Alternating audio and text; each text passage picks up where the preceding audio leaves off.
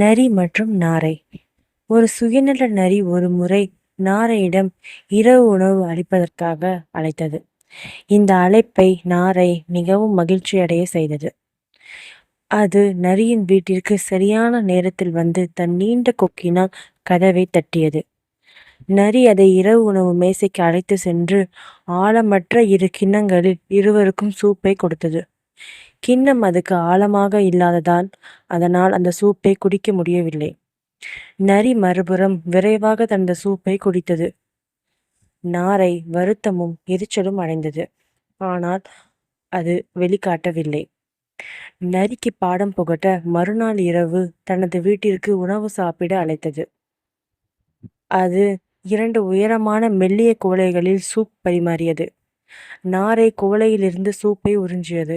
ஆனால் நரியின் சிறிய கழுத்து காரணமாக அதை செய்ய முடியவில்லை. தான் செய்த தவறை உணர்ந்தது நரி. கதையின் கருத்து: ஒருபோதும் சுயநலமாக இருக்காதீர்கள்.